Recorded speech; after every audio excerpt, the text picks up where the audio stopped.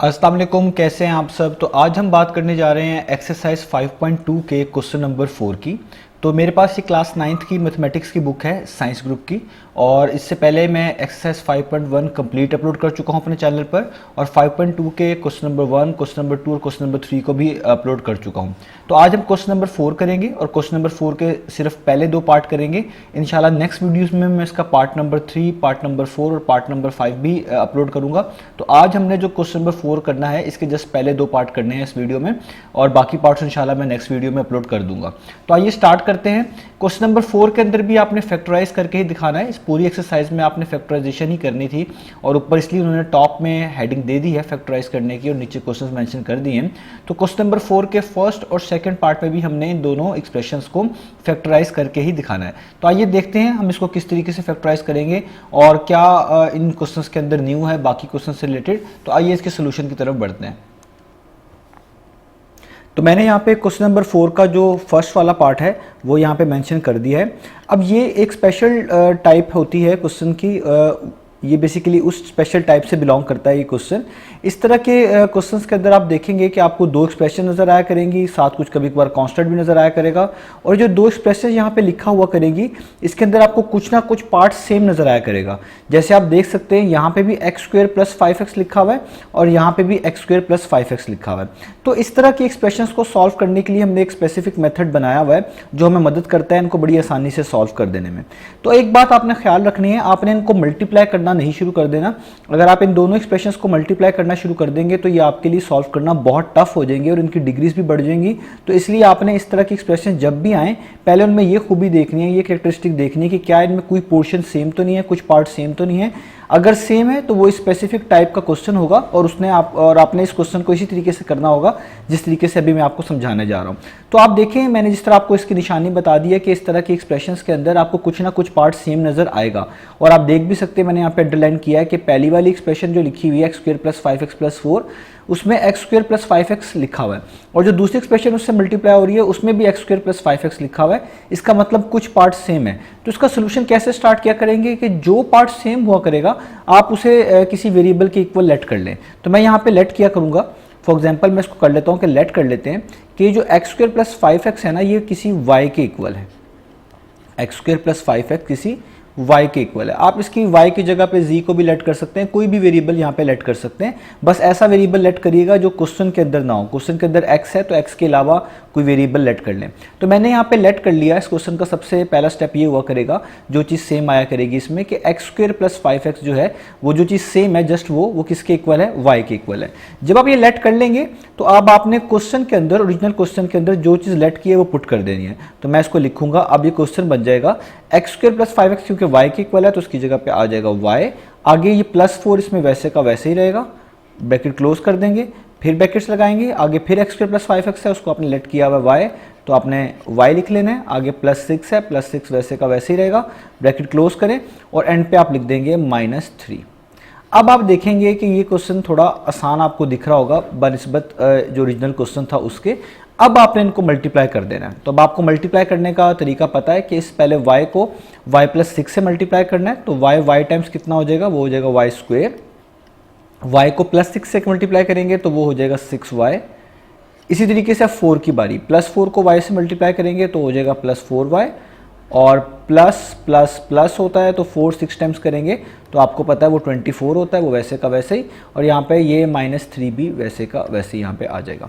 अब आगे इसको फर्दर सॉल्व कर लेते हैं। तो ये आ जाएगा y², ये 6y + 4y ऐड हो सकते हैं, लाइक टर्म्स हैं, एक जैसी टर्म है। तो 6 + 4 में आप 6 में +4 कर देंगे तो आपको पता है आपके पास आ जाएगा 10y, और एंड पे बचेगा प्लस माइनस 24 में से 3 माइनस करेंगे आपके पास आएगा 21, और साइन बड़ी वैल्यू का तो 24 के पीछे प्लस है तो ये आपके पास आ जाएगा प्लस।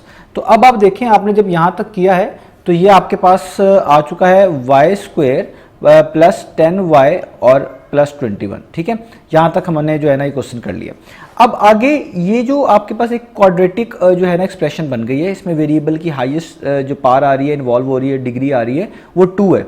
तो इसका मतलब है कि ये क्वाड्रेटिक अब आपके पास एक्सप्रेशन है, और क्वाड्रेटिक एक्सप्रेशन को हम फैक्टराइजेशन से सॉल्व करना सीख रहे हैं इस एक्सरसाइज में।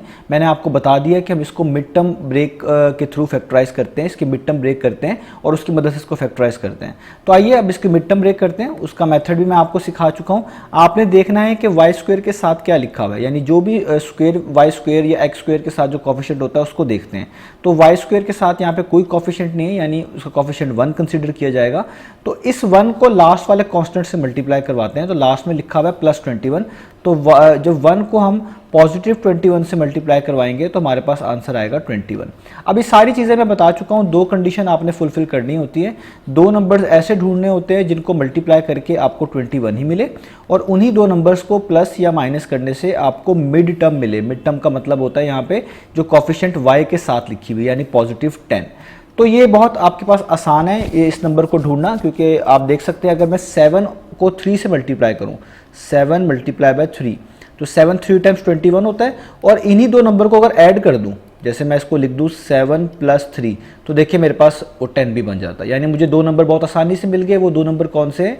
वो है +7 और +3। तो इसके बारे में डिटेल में मैंने इसके जो प्रीवियस क्वेश्चन था, इससे पहला क्वेश्चन था, उसमें मैंने डिटेल में सारी चीज़ें एक्सप्लेन की है कि किस तरीके से मिड टर्म ब्रेक की जाती है, और बहुत सारे क्वेश्चन करके दिखाए हैं, तो वो आप वीडियोज़ लास्ट वाली देख सकते हैं।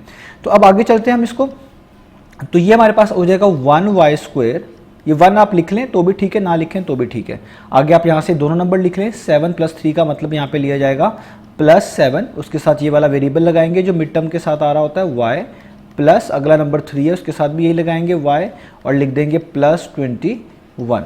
अब आपको पता है हमने क्या करना है, जो 1y² + 7y में से देखना है क्या कॉमन है। तो दोनों में y आ रहा है तो y तो कॉमन आएगा ही, और आपको पता है वेरिएबल्स के केस में जो छोटी पार होती है जिसकी, उसको बाहर कॉमन के तौर पे लिखते हैं। तो मैंने y⁴ को कॉमन के तौर पे लिखा है, y⁴2 को कॉमन के तौर पे नहीं लिखा। आगे लगाएंगे ब्रैकेट्स।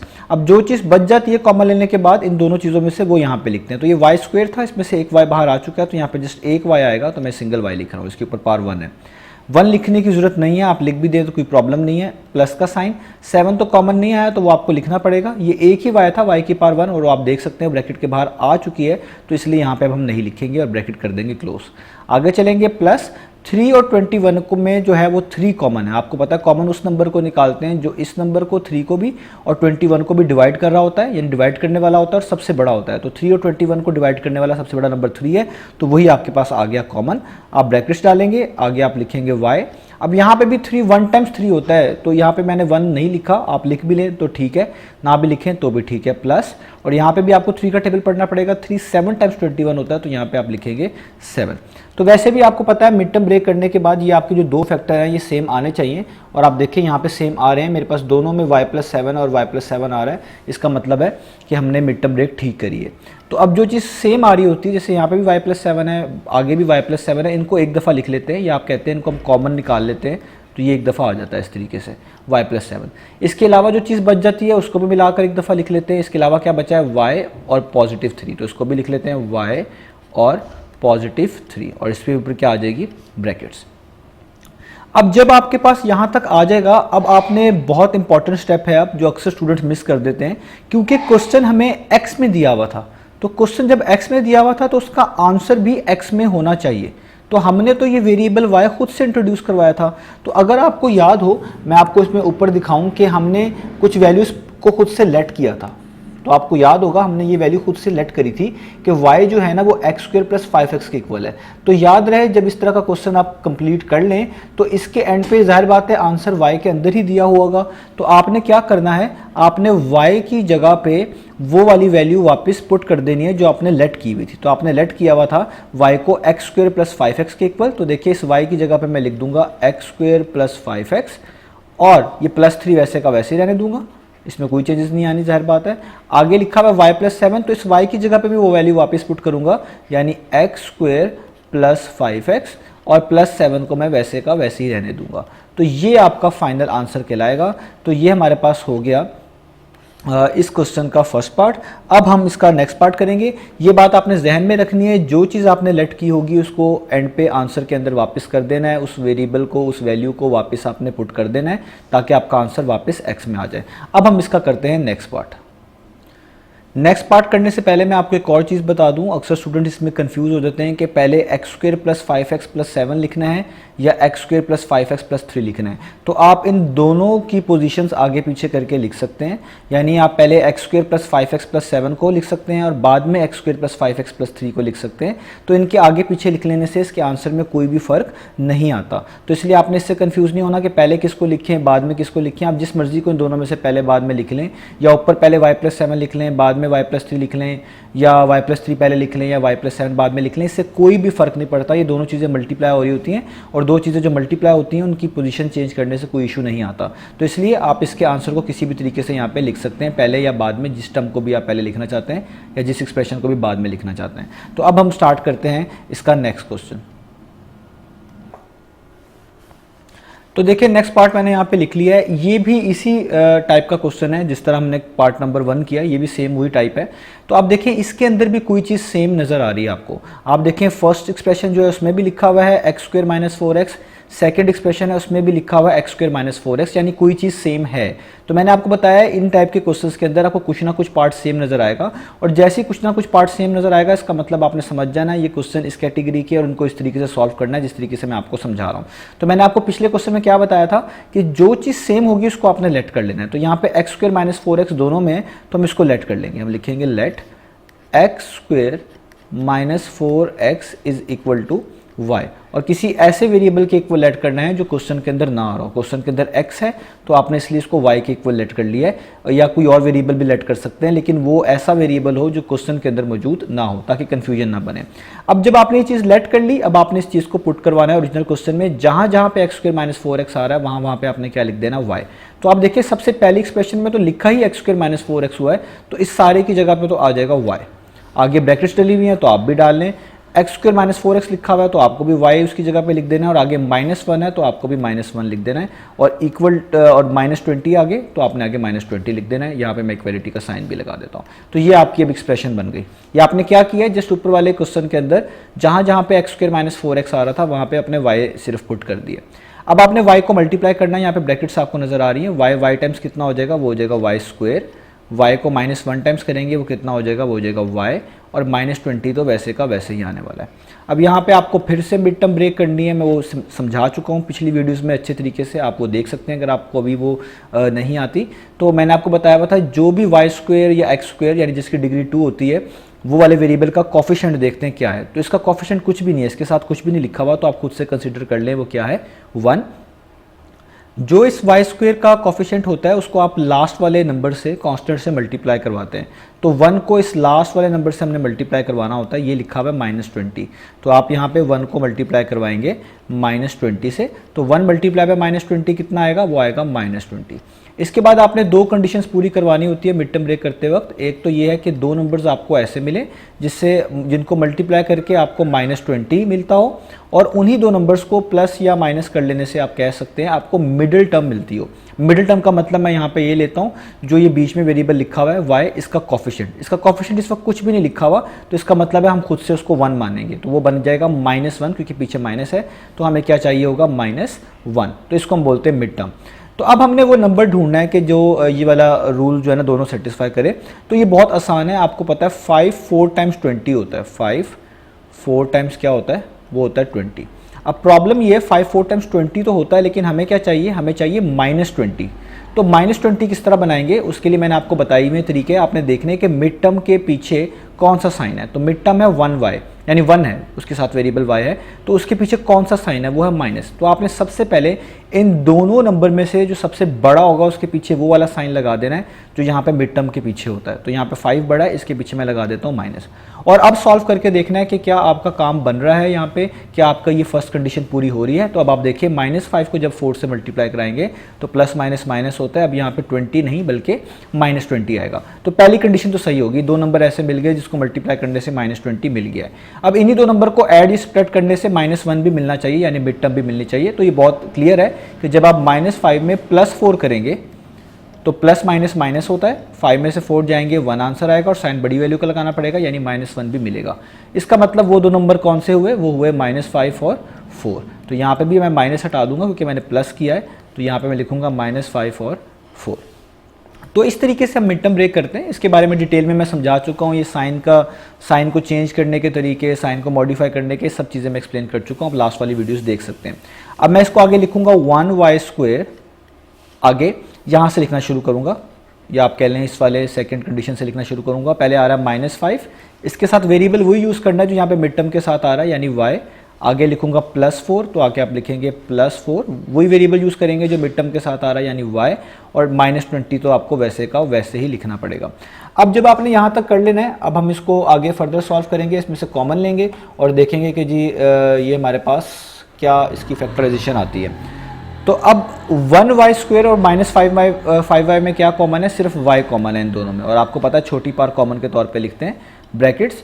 1y² में से y² में से एक y बाहर आ चुका है, तो एक y बचेगा, वो यहाँ पे लिखना है। इसके साथ आप 1 भी लिख सकते हैं, लिखना चाहें लिख लें, ना लिखना चाहें ना लिखें। आगे आएगा -5, ये वाला y तो बाहर कॉमन आ चुका है इसी तरीके से, तो इसका मतलब है यहाँ पे कुछ भी नहीं बचेगा, तो ये ब्रैकेट क्लोज, प्लस का साइन। 4 और 20 को डिवाइड करने वाला सबसे बड़ा नंबर 4 खुद है, क्योंकि 4 1 टाइम्स 4 होता है और 4 5 टाइम्स 20 होता है, तो इसका मतलब इन दोनों में तो सिर्फ 4 कॉमन है, y तो कॉमन नहीं है क्योंकि y 20 के साथ नहीं लिखा हुआ। तो 4 1 टाइम्स 4, यहाँ पे मुझे 1 लिखना है, लेकिन वो आपको बता चुका हूँ, ये वाला 1 आप लिख लें तो भी ठीक है, ना लिखें तो भी ठीक है, तो मैं नहीं लिख रहा, मैं जस्ट यहाँ पे y लिख रहा हूँ क्योंकि वो यूजुअल प्रैक्टिस नहीं है यहाँ पे 1 लिखने की। तो 4 5 टाइम्स 20 होता है आगे, तो मैं लिखूंगा 5। अब देखें दोनों फैक्टर सेम आ गया, तो जो फैक्टर सेम आ गया उसको एक दफ़ा लिख लें, यानी पहले लिख लूँगा y -5 फॉर एग्जाम्पल, जो दोनों में सेम है, एक तरह का इसको कॉमन निकालना भी कह सकते हैं, और जो इसके अलावा बचेगा उसको भी मिलाकर लिख लूँगा, यानी y और +4, और इस पर भी क्या लगा दूंगा, ब्रैकेट्स। अब यहाँ पे ये इंपॉर्टेंट बात है, मैं बार बार एक्सप्लेन इसलिए करता हूँ क्योंकि स्टूडेंट्स कंफ्यूज होते हैं इन चीज़ों में, कि y +4 पहले लिख लें या y -5 पहले लिख लें, ये आपकी मर्जी है। चाहें तो पहले y +4 लिख लें, बाद में y -5 लिख लें, या इस तरह लिख लें जिस तरह मैंने लिखा हुआ, ये आपकी मर्जी से, कोई भी सोल्यूशन में फ़र्क नहीं आता, दोनों चीज़ें ठीक हैं। अब मैंने आपको बात बताई हुई है कि जब भी इस तरह का क्वेश्चन करें इस टाइप का जिसमें आप कुछ लेट करते हैं, तो आपका आंसर वापस उसी वेरिएबल में आना चाहिए जिस वेरिएबल में आपका क्वेश्चन गिवन था। तो आपका क्वेश्चन गिवन था x में और आपने कुछ चीज़ लेट करी, तो अब आपको वो चीज़ वापस करनी है आंसर में, और वो चीज़ आपने क्या लेट करी थी, वो आपने लेट की थी x² - 4x को आपने y के इक्वल लेट किया था। तो अब आपका आंसर आ चुका है, अब आपने ये चीज़ वापस करनी है क्वेश्चन में, तो अब आप y की जगह पे वापस वो वाली वैल्यू पुट कर देंगे जो आपने सपोज की थी शुरू में। तो शुरू में क्या सपोज किया था, हमने सपोज किया था x² - 4x, तो देखिए मैंने y की जगह पे क्या लिख दिया, x² - 4x, आगे -5 वैसे ही रहेगा, ब्रैकेट क्लोज। आगे आ रहा है y +4, तो इसकी जगह पे भी, इस y की जगह पे भी क्या आ जाएगा, x² - 4x, और ये +4 आप वैसे का वैसे ही लिख देंगे। तो अब यहाँ तक हमारे पास जो है ये एक्सप्रेशन आ चुकी है। इसके स्टार्ट में लिखा हुआ है x² - 4x - 5, और उसके बाद जो नेक्स्ट एक्सप्रेशन जिससे मल्टीप्लाई हो रही है वो है x² - 4x + 4। तो आपने देखा होगा जो इसका पहला पार्ट हमने किया था, उस पार्ट में हमने इसको y की वैल्यूज पुट करने के बाद यहाँ तक किया था, इससे आगे सॉल्व नहीं किया था। उसकी रीज़न ये थी कि जो भी टर्म्स पिछले पार्ट में यहाँ तक लिखी हुई थी, जो भी एक्सप्रेशन यहाँ तक लिखी हुई थी, वो फर्दर सॉल्व नहीं हो सकती थी, वो उनकी फर्दर मिड टर्म ब्रेक या किसी और तरीके से उनको रिड्यूस नहीं किया जा सकता था, तो इसलिए यहाँ तक आंसर लिखा था। लेकिन इस क्वेश्चन के अंदर ये जो दो एक्सप्रेशन यहाँ पे लिखी हुई हैं, x² - 4x - 5 और x² - 4x + 4, ये फर्दर रिड्यूस हो सकती हैं, इनको फर्दर सॉल्व किया जा सकता है, या आप कह लें इनको फर्दर फैक्टराइज किया जा सकता है, तो वो हमें करना पड़ेगा। तो जो क्वेश्चंस यहाँ तक आ जाएं और वो फर्दर रिड्यूस हो सकते हों तो उनको करना है, जो नहीं रिड्यूस हो सकते हों उनका आंसर यहाँ तक कोट कर देना है, जिस तरीके से पिछले पार्ट का आंसर यहाँ तक कोट किया गया है। तो आइए स्टार्ट करते हैं। तो ये जो पहली एक्सप्रेशन है x² - 4x - 5, यहाँ पे हम इसको फैक्टराइज कर सकते हैं, हम इसके मिड टर्म ब्रेक कर सकते हैं। तो क्या प्रोसीजर है वो आप लोगों को पता चल गया होगा। तो प्रोसीजर ये है कि आप देखें x² के साथ क्या लिखा हुआ है, x² के साथ कुछ नहीं है, तो इसका मतलब है 1 कंसीडर करेंगे, 1 को लास्ट वाले नंबर से पहले मल्टीप्लाई करेंगे, यानी 1 को मल्टीप्लाई करेंगे -5 से। तो आपको पता है 1 मल्टीप्लाई बाय -5 करेंगे तो आपके पास आएगा -5। इससे आपको पता है अब हमने दो कंडीशन पूरी करवानी होती है। एक तो ये कि दो नंबर्स ऐसे ढूंढने हैं जिनको मल्टीप्लाई करने से -5 आए, और उन्हीं दो नंबर्स को ऐड या सब्ट्रैक्ट करने से आपको मिडिल टर्म मिले। मिडिल टर्म का मतलब क्या होता है, जो x के साथ कोफिशिएंट लिखा हुआ है उसको मैं यहाँ पे मिडिल टर्म कहता हूँ। तो x के साथ यहाँ पे लिखा हुआ है -4, यानी आपको मिले -4। तो ये बहुत आसान है, 5 क्योंकि एक प्राइम नंबर है, 5 अपने टेबल पर ही आएगा, तो आप कह सकते हैं कि 5 तो 1 टाइम्स ही 5 होता है, ठीक है। तो ये आपको 5 तो मिल गया, यानी 2 नंबर्स ऐसे मिले जिनको मल्टीप्लाई करने से 5 मिल रहा है, लेकिन आप पहली कंडीशन में देख सकते हैं हमें -5 चाहिए, +5 नहीं चाहिए। तो इसका भी तरीका आपको बता चुका हूं कि जो मिड टर्म लिखी होती है उसके पीछे जो भी साइन हो वो यहाँ पे जो 2 वैल्यू सबसे बड़ी होती हैं उनके पीछे लगा देते हैं। तो x यहाँ पे x के साथ 4 है और 4 के पीछे माइनस का साइन है, तो 5 और 1 में से जो बड़ी वैल्यू 5 है उसके साथ आप लगा देंगे माइनस का साइन, और आप फिर से मल्टीप्लाई करके देखेंगे। अगर तो आपकी पहली कंडीशन पूरी हो जाती है तो ठीक है, अगर नहीं होती तो आप फिर 1 का भी साइन चेंज करेंगे। तो अभी देखते हैं -5 को 1 से करें तो -5 ही आएगा, जाहिर बात है प्लस माइनस माइनस हो जाएगा, 5 1 टाइम्स 5 आएगा तो -5 आ जाएगा। तो ये देखिए पहली कंडीशन तो पूरी हो गई, 2 नंबर्स मिल गए जिनको मल्टीप्लाई कराने से -5 आ रहा है। अब इन्हीं 2 नंबर को अगर ऐड करें और मिडिल टर्म मिल जाती है या सब्ट्रैक्ट करने से मिल जाती है तो हमारी दोनों कंडीशन पूरी हो जाएंगी। तो मैंने यहाँ पे -5 में +1 किया है, तो प्लस माइनस माइनस यानी माइनस करें, 5 में से 1 माइनस करेंगे 4 आएगा, और साइन बड़ी वैल्यू का यानी 5 का उसके पीछे माइनस है तो यहाँ पे आ जाएगा -4। तो आप देखें आपको 2 नंबर मिल गए, ये दोनों कंडीशन पूरी होगी, यानी वो 2 नंबर क्या है -5 और +1। यहाँ पे भी आप लिख दें -5, और क्योंकि प्लस करने से आया है तो ये माइनस हटा देता हूँ यहाँ से और यहाँ पे लिख देता हूँ 1। तो ये 2 नंबर्स मिल गए, अब काम आसान हो गया। अब इसको हम फर्दर कर लेते हैं, हम लिखेंगे x² -4x को तो हमने ब्रेक किया है -5 में और 1 में, तो हम इसको लिखेंगे -5, साथ वेरिएबल लिखेंगे x, आगे है +1 अगला नंबर, उसके साथ भी वेरिएबल लिखेंगे x, ये -5 और 1 यहाँ से मैं लिख रहा हूँ, और -5 को वैसे ही रहने देंगे, ब्रैकेट क्लोज, और यहाँ पे आ जाते हैं। यहाँ पे भी आप मिड टर्म ब्रेक कर सकते हैं, लेकिन मिड टर्म ब्रेक से ज़्यादा आसान यहाँ पे फॉर्मूला लगाना है। ये चीज़ पहले से ही किसी का फॉर्मूला लिखी हुई है तो हम इसको पहचान लेते हैं। ये लिखा हुआ है x², इसको आप लिख लें इस तरीके से, ये आपका हो गया x²। और ये 4 जो है इसको आप लिख सकते हैं इस तरीके से, 2 का स्क्वायर कितना होता है 4, यहाँ पे ब्रैकेट क्लोज कर देता हूँ।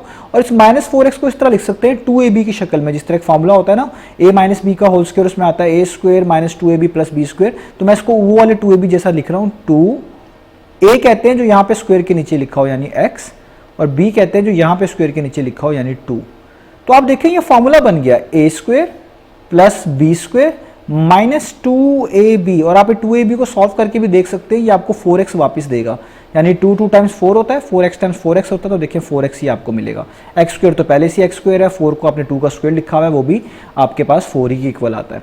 अब फर्दर इसको सॉल्व कर लेते हैं, इन दो में से कुछ कॉमन लेना पड़ेगा, x² और -5x में से। तो इनमें x² और -5x में सिर्फ x कॉमन है, छोटी पार बाहर कॉमन आएगी, अंदर बचेगा x - 5, आगे प्लस लिखना पड़ेगा।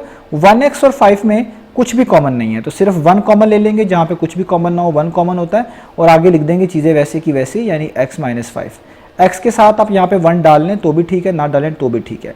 और ये तो पूरे का पूरा फॉर्मूला बन गया किसका, a² - 2ab + b²। तो a² - 2ab + b² किसके इक्वल होता है, ये इक्वल होता है a यानी x - b यानी 2 का होल स्क्वायर। तो ये मैंने a - b का होल स्क्वायर का फॉर्मूले को देखते हुए यहाँ पे इसको इस तरह लिख दिया।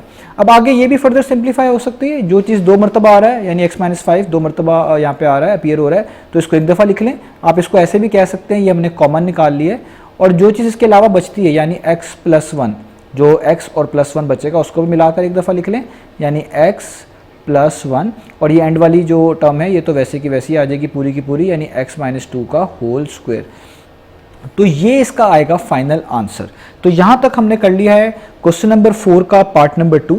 इंशाल्लाह नेक्स्ट वीडियोस में अब मैं इसके जो बाकी पार्ट्स हैं वो भी अपलोड करूँगा, तो जो नेक्स्ट वीडियोस होंगी वो इसके पार्ट नंबर 3, 4 और इससे ऑनवर्ड जो भी मौजूद हैं वो हम उसमें सॉल्व करना सीखेंगे।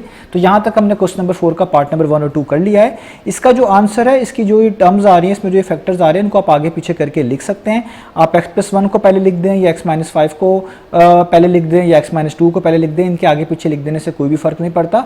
तो ये था हमारे पास क्वेश्चन नंबर 4 के पहले 2 पार्ट। इंशाल्लाह नेक्स्ट वीडियो में मिलेंगे इसके बाकी पार्ट्स के सोल्यूशन के साथ।